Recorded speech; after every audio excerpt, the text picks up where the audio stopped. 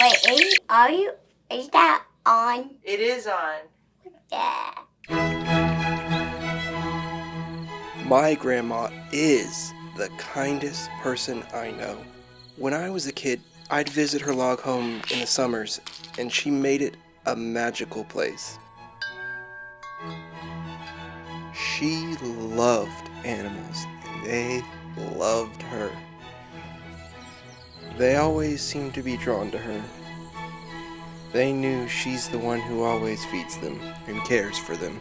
She taught me all life is sacred, even life treated like vermin by other, less compassionate people.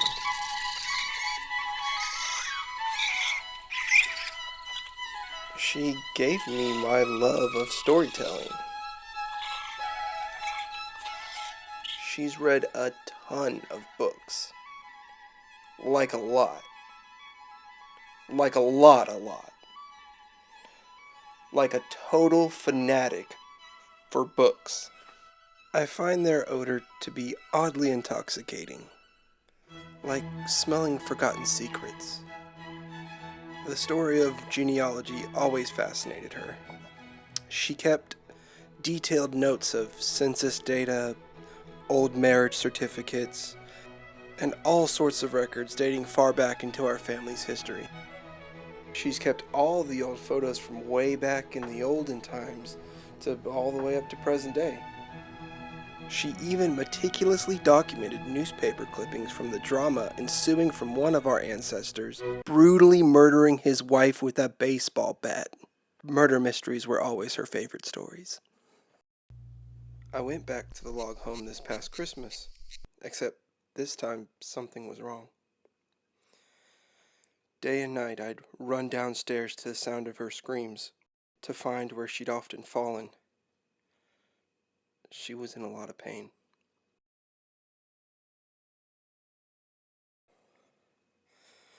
My mother was finally able to get a hold of the doctor and got Grandma the treatment she needed. She looked relieved. I held her hand, kissed her, and told her she was looking better. I left her and then returned a week later. And we're happy to be a part of the service today, honoring the memory of Deborah Louise and celebrating her life.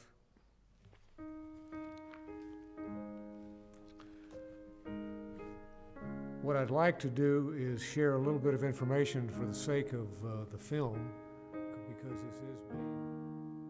Yeah, it's a little difficult right now, but I have lots of good memories of Mom growing up. I think she had a good sense of humor. She was a one of a kind, for sure. She was for the underdog.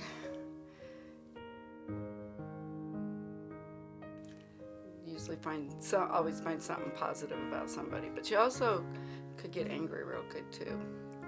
But that was usually just a dad, and then they'd make up and be okay.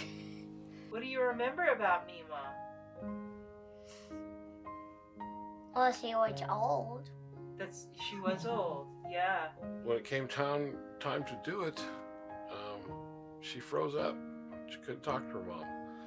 So I told her, and pretty much, plain straightforward, we're going to get married, because we're pregnant. That was a short version of it. And I still remember this look, because we hit her between the eyes with it, and it was a jaw-dropping moment for her. And she looked at me, and then she looked at Joan. She said, "I need a drink," and got up and made a screwdriver. And so yeah, she came back and she sat down and we had a drink and we started talking. And later, when Milford got home and it was my turn to talk, I froze. And Joan ended up being able to just open up and share what she needed to share with her dad. But one part of our strategy did work, is that Debbie really helped us get through that conversation. She's amenable. She can work with you. That's what I remember about her. I would say that she was stubborn I would say that she was also very loving, very caring, very kind. I remember there'd be a spider crawling on the wall and we were never to kill it. Would not hurt a fly, literally. She would gently get a Kleenex or tissue and get it and put it outside. In fact, to make it more personal, she would name the spider. And I remember one in particular that was named Matilda. And so we were gonna, she was going to show us about gently setting Matilda free outside. Why did Mima not eat animals? Good. Because why? Well, she didn't eat them in whole. She gave me an appreciation for art. So we would have art materials out and easels and chalks and drawings and the real stuff. And I really miss her a lot. Me and Mom went to the great beyond.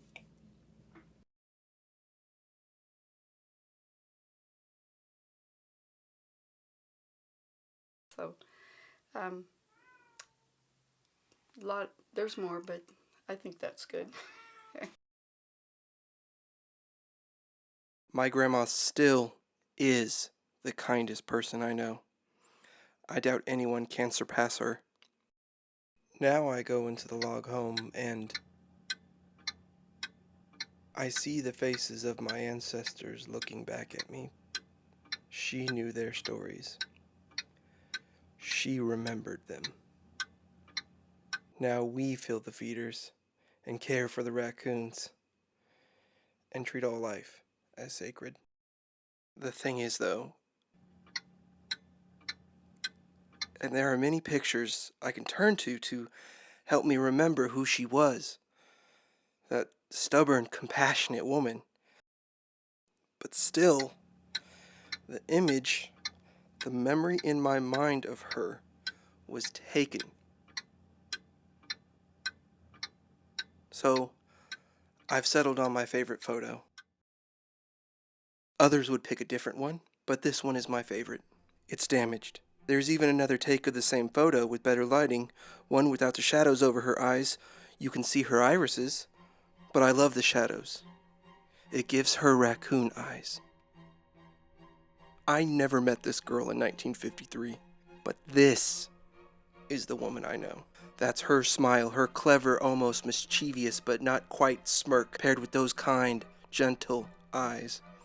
Those are my grandmother's eyes. I want what was taken from me. So I started teaching myself to draw. I start with quick, gestural drawings. I chart and graph her form and figure. I trace the contours of her face. I note her highlights and shadows. The charcoal feels good in my hand. It's forgiving. The mistakes just blend together to create her. Each time I get a little closer, each time I see more of her. So I'm going to keep drawing until I see her looking back at me.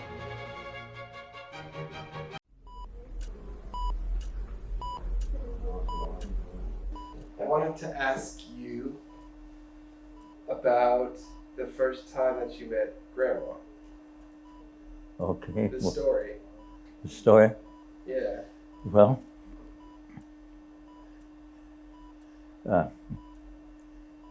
she had gone off to we both graduated from our high school class. She went off to her first college school at Monticello College. And I went to Iowa State. But I was home. Same weekend she got home. She walked down the street in tight white shorts. And that's what snagged me. Didn't you call her up that same day? Mm-hmm. Yeah. Mm-hmm. And the rest is history, huh? Mm-hmm. And she didn't turn me down.